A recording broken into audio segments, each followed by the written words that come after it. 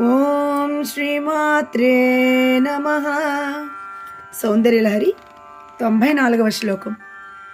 కళంక కస్తూరీరజనికరబింబం జలమయం కళాభిః కర్పూరైర్మరకతకరండం నిబిడితం అతస్త్వద్భోగేన ప్రతిదినమిదం రిక్తకుహరం విధిర్భూయో భూయో నిబిడయతి నూనం తవ కృతే.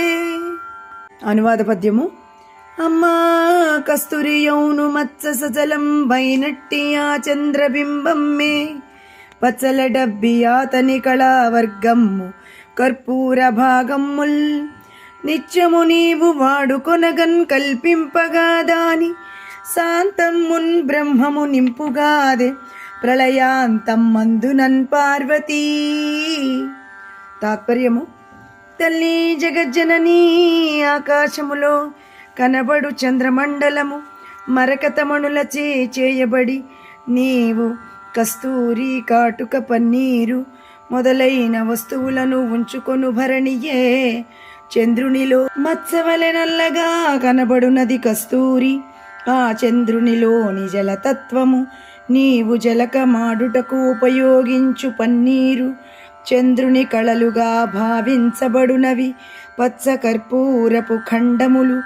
ఈ వస్తువులు ఆభరణి నుండి నువ్వు ప్రతిదినము వాడుకొనుచుండుట వలన తరిగిపోవుటచే నీ ఆజ్ఞను అనుసరించి నీ పాలనలో సృష్టి పని చేయు బ్రహ్మ మరల ఆ వస్తువులను హరించుచున్నాడు.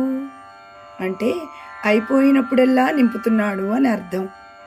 ఈ శ్లోకంలో మనం ఆకాశమునందు చంద్రమండలమును చూస్తున్నాం కదా, కానీ అది చంద్రమండలం అని భ్రమపడుచున్నాం, కానీ అది చంద్రమండలం కాదు. అమ్మవారు నిత్యం ఉపయోగించే కస్తూరి కాటుక పచ్చకర్పూరం మొదలగు ద్రవ్యములు ఉంచుకొను భరణి అని శంకరులు వారు కవితాపరంగా చెబుతున్నారనమాట. ఓం నమ శివాయ. ఓం శ్రీమాత్రే నమః. ఓం శ్రీ కాత్యాయన్యై నమో నమః.